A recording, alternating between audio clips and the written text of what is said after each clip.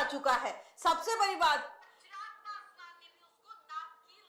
देखिए, अब आईएनडीए गठबंधन 51 पे है और एनडीए अलायंस 25 सीटों पर आगे चल रही है और अदर्स 1 पर है। कहां चूक रह गई जी, कहां चूक रह गई? देखिए, जिस तरीके से लालू प्रसाद यादव वहां चले गए तो कहीं ना कहीं ये समझ में आ रहे हैं और जो विपक्ष एक मुद्दा चुने हुए थे जल का, मैं रोकना चाहूंगी, दर्शकों को बताना चाहूंगी कि पोटका से मीरा जो और पोटका से संजीव सरदार पीछे चल रहे हैं, जेएमएम के उम्मीदवार हैं। सबसे बड़ी बात है, देखिए अभी कुछ चीजें जो है वो जिस तरीके से उथल पुथल मच रही है, इंडिया 52 पे आ गई है और एनडीए अब 24 पे आ गई है। देखिए, आंकड़े लगातार बदलते जा रहे हैं, आपको लगातार अपडेट्स दे रहे हैं। देशवा न्यूज पे आप अपडेट्स देख सकते हैं। जो आंकड़े हैं, ईवीएम में जो किस्मत है वो कैद हो गई है, लेकिन रुझान किस ओर है उसके हिसाब से हम आपको बता रहे हैं। आईएनडीआई गठबंधन झारखंड में 52 सीटों से आगे है। एनडीए अलायंस की अगर बात करें तो 24 पर है, वही अदर्स की बात करें तो वो 1 पर है। लगातार तब्दीलियत देखने को मिल रही है। क्या कहेंगे? वाकई देखिए, आंकड़े फिर से कम हो गए, 51 पे हो गए आईएनडीआई के। लेकिन ये 51 का जो आंकड़ा है जी, वो अभी 40 और 42 में नहीं आया है। समझने की जरूरत है। अंतर इंडिया अभी भी मजबूत है और एनडीए अभी भी बहुत पीछे है। देखिए, अंतर आप देख सकते हैं, 51 और 26 का अभी मुकाबला चल रहा है और अंतर काफी ज्यादा है।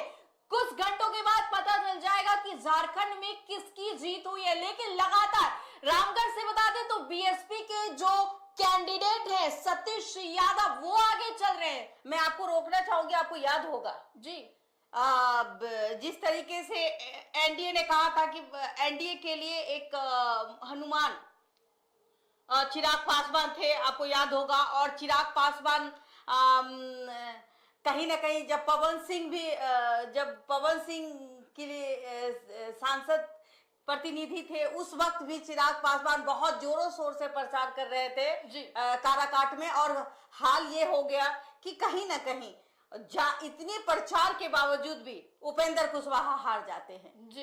तो वहां पवन सिंह का फैक्टर काम आया और कहीं ना कहीं पवन सिंह के वजह से बीजेपी को खासा जो नुकसान जो है आपको बिहार में देखने को मिल गया। ये सबसे बड़ी बात है। और अब चिराग पासवान जिस तरीके से एनडीए के यानी कि मोदी जी के हनुमान बताए जाते हैं, सबसे बड़ी बात है फिर भी कहीं ना कहीं सीट में कमियां दिख रही है। आपको क्या लगता है? जी बिल्कुल, देखिए, अब जो विधानसभा उपचुनाव 4 सीटों पर हुए, अब बिहार की बात एक खुशखबरी अभी मैं बता रही हूँ कि झारखंड में इंडिया जो है, मतलब एनडीए के लिए कुछ खुशखबरी है कि 2 सीट उनकी बढ़ती हुई नजर आ रही है। तो देखिए, 25 से 27 हो गए। एनडीए गठबंधन की जो सीट थी उसमें तब्दीलियत हुई है, थोड़ी आंकड़ा दिख रही है कि वो बढ़ रही है। और आईएनडीआई जो गठबंधन थी 51-52 से सीधे वो 50 पर आ गई है। हालांकि ये जो आंकड़े हैं वो लगातार बढ़ते हुए घटते हुए दिखाई देंगे, लेकिन नतीजे क्या आने वाले हैं वो महज कुछ ही घंटों के बाद पता चल जाएंगे। अब विधानसभा जिन 4 सीटों पर हुए हैं, बिहार की बात हम लोग कर लेते क्योंकि लगातार झारखंड की बात हम लोग कर रहे हैं। बिहार में क्या लग रहा है? बेलागंज में जदयू की जो मनोरमा देवी है वो आगे चल रही है, 2304 वोट से आगे चल रही है। तो देखिए, बेलागंज एक ऐसी सीट है जहां पिछले 34 वर्षों से वो आरजेडी का गढ़ रहा है। अब ऐसे में मनोरमा देवी अगर वहां से जीत दर्ज करती हैं तो ये बड़ी हासिल होगी एनडीए के लिए, क्योंकि मनोरमा देवी एक दबंग नेता के तौर पे उनकी पहचान है और ऐसे में पूरे उपचुनाव के दौरान वो प्रचार प्रसार करते नजर आई थी। और एकमात्र सीट है जहां पर हम आपको बता दें तो पिछले 34 वर्षों से आरजेडी ने अपना वहां पर दबदबा बनाया हुआ है, आरजेडी वहां पर जीतते आ रही है।